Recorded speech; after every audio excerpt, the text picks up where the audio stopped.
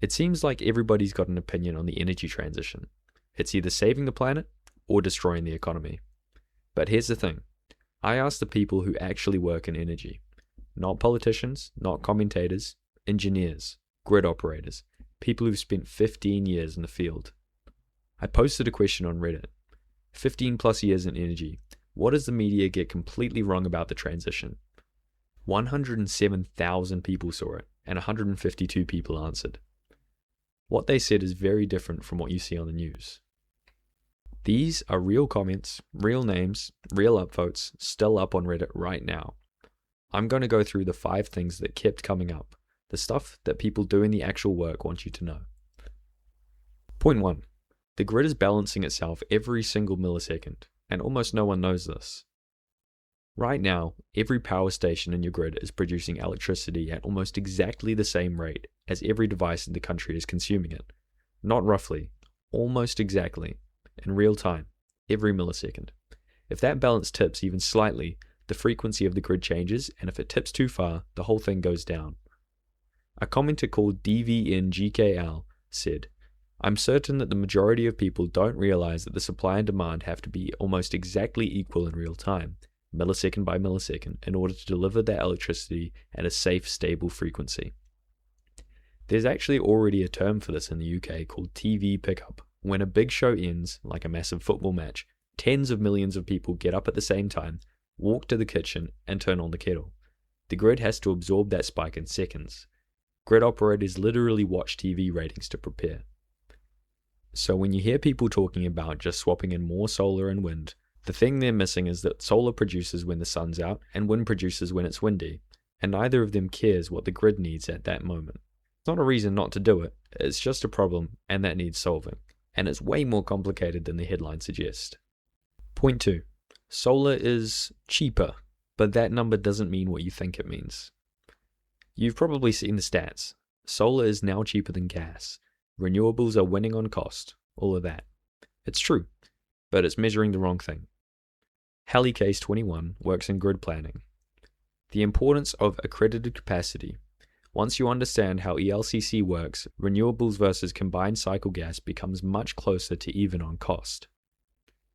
What he's talking about is the difference between what a generator can produce and what you can actually rely on it to produce when you need it the most during a cold snap, a heat wave, a polar vortex. In the Midwest US, here's what grid operators actually count. Gas, 77% reliable in winter, wind, 22%, solar, 24%.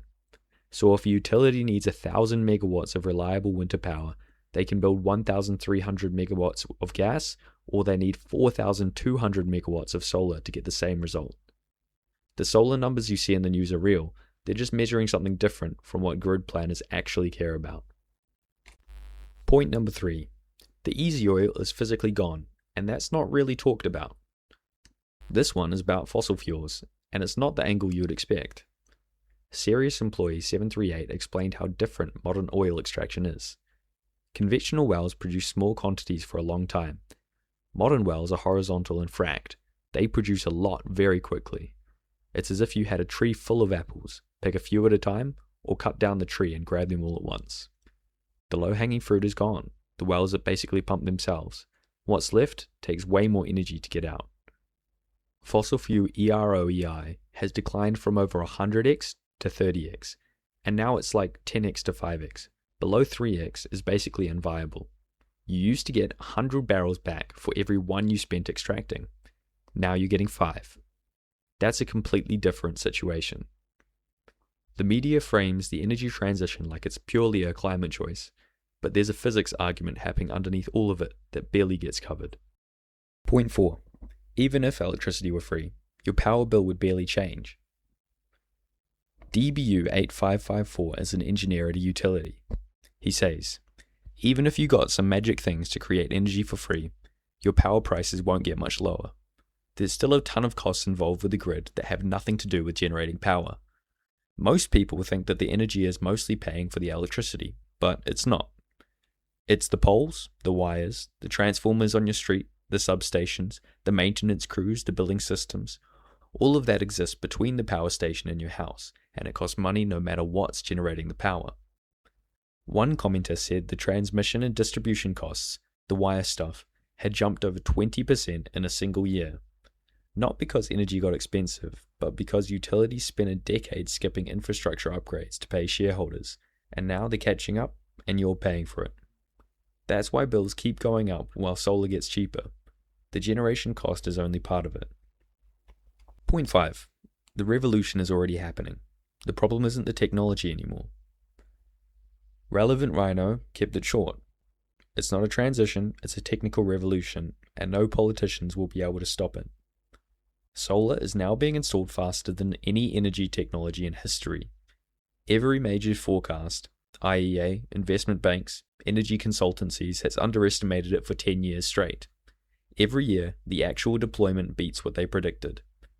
One commenter described their country, somewhere in Europe, 80% decarbonized power grid already, 75% new car sales electric, not in 2050, now. But here's the frustrating part. Quote, two of the biggest things holding back clean tech are not in my backyardism and overregulation. A majority of environmentalists would rather argue with deniers than find common ground. The technology and the economics work. What's slowing it down is the planning rules written in the 1970s, interconnection queues that take years, and political fights over projects that basically everyone supports in theory. The revolution's won. The bottleneck is now bureaucracy. 152 people in the energy industry answered this. What I kept seeing wasn't optimism or doom, it was people trying to explain something genuinely complicated that gets flattened into talking points. The grid is a machine running at millisecond precision. The cheap oil era is winding down, solar is winning faster than anyone predicted, and your power bill is going up for reasons that have nothing to do with the generation source. The people doing this work know all of this, it just doesn't make the news. The link to the original thread is in the description, and if you want more, subscribe.